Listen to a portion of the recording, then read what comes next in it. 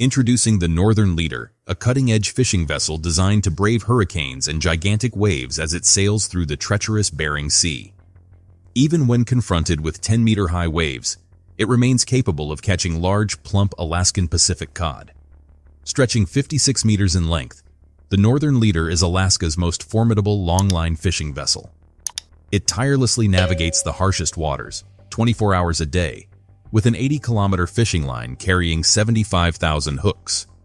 Each fishing expedition lasts up to 4 weeks, yielding up to 38,000 boxes of cod products. The vessel houses an enormous floating fish processing factory. Captain Andrew, an Alaskan native, has an impressive 25 years of maritime fishing experience under his belt. As one of the vessel's owners, he has only suspended operations twice in his career, mainly due to winds exceeding 160 kilometers per hour at sea. While many trawler fishing vessels have a brief fishing season of just a few months, the Northern Leader operates non-stop throughout the year. Its 26 crew members can earn up to $15,000 per month, but not without facing considerable danger. Before setting sail, the crew must unload the fish from the previous trip and restock supplies for the upcoming journey, all within 24 hours. A colossal mobile conveyor belt is used to transport frozen fish directly into the warehouse. The ship's internal factory processes various catches, including pollock, skate, Greenland halibut, hagfish, fish mince, and fish heads, all caught and prepared on board. At the same time, the communication system situated atop the ship's hull requires replacement. Essential for fishing, this satellite-based system enables the crew to download weather information and report fish quantities to authorities. As the engine room undergoes meticulous inspection and maintenance below deck, the ship is refueled. Shortly after, 38,000 boxes of frozen fish are unloaded as planned. Early in the morning, supplies for the next voyage are loaded, including the indispensable frozen squid bait. Before use, the squid is thawed, and workers test the baiting process with a machine. The Northern Leader relies on this baiting machine, which breathes life into the vessel. Handling 75,000 hooks daily, it baits 4 hooks per second and completes the 80-kilometer fishing line in just 6 hours. A mere 25 hours after docking, the ship readies for its upcoming fishing expedition. Departing from Dutch Harbor in Alaska, the crew will journey 500 kilometers northwest to the abundant fishing grounds near the Pribilof Islands. Before arriving at the fishing grounds, the fishermen enjoy a satisfying meal and a good night's sleep. They are preparing for a month of icy waters, violent storms, and relentless 17-hour workdays. Have you ever wondered how long-line fishing vessels catch such large and white Pacific cod? When Alaska's largest longliner reaches the fishing grounds, the captain sets the course and deploys the fishing line. They circle around until all 800 kilometers of the line are in the water. But before casting the full line, a short test line is used to assess the abundance of fish in the area. The automatic baiting machine is soon activated, with 2 workers placing thawed squid on the hooks. The fishing line targets cold water species like cod and Greenland halibut as it descends to the seabed. Any curious sea creature that takes the bait will find itself on an unexpected land adventure. Longline fishing vessels have an advantage over trawlers as they don't overfish and help maintain a sustainable ecosystem. The captain uses computer maps to examine underwater fishing grounds and depth sounders to detect where the fish are swimming. An hour after deploying the line, it's time to haul it back in. The captain must accurately estimate the quantity and weight of the catch to decide whether it's worth continuing to fish in the area. His judgment is crucial, as the crew's income relies on the catch, with earnings shared proportionally. As the fishing line is pulled in from the right side of the ship, 2 crew members work in an area called the pit. One uses a large curved hook to secure the fish, while the other scoops it up with a net. This method may be slower than trawling, which can catch hundreds of tons at once, but it yields larger herring that command higher prices. The pit is the ship's most crucial area, as all fish are brought on board through it.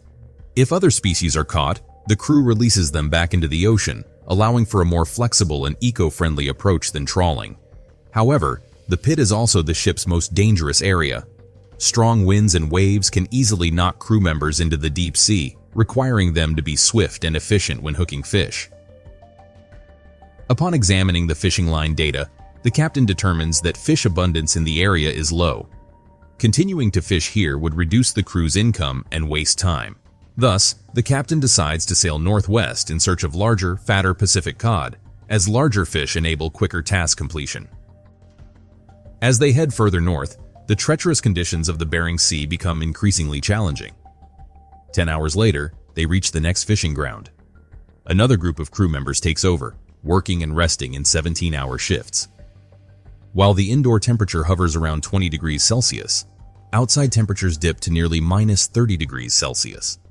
Despite the harsh weather, the crew remains highly motivated. Over 6 hours, the crew deploys an 800-kilometer fishing line with 75,000 hooks. The Northern Leader, unique among U.S. fishing vessels, has 2 propellers installed in electric thruster pods, which can rotate freely, enabling the ship to maintain its course. These thruster pods help with steering and provide cruise control. By setting a power mode, the propellers adjust to sudden changes in wind or waves. Sailors aboard Alaska's largest longline fishing vessel face the harsh conditions of the Bering Sea, but their efforts yield substantial income. They can earn $15,000 a month, with the vessel fishing year-round. The current fishing ground is abundant with large fish, keeping the crew occupied. In the factory below deck, workers diligently process the catch. First, the fish are weighed and reported to the Fisheries Department, which sets annual quotas. Once a quota is met, fishing must cease. After weighing, the fish are processed. On good days, they can catch 6 tons of Pacific cod by morning. The enormous catch leaves little personal space for the crew. Some fishermen miss important family moments, while others struggle to maintain relationships. This causes some younger members to consider staying single while at sea. Although these fishermen earn a generous income, they sacrifice a more liberated and fulfilling life. Due to the overburdened machinery, a pump in one of the thrusters becomes damaged, causing its heat to rise rapidly. Engineers work tirelessly to repair it, ensuring the vessel keeps moving forward. The safety of the deck crew would be at risk if the ship stopped.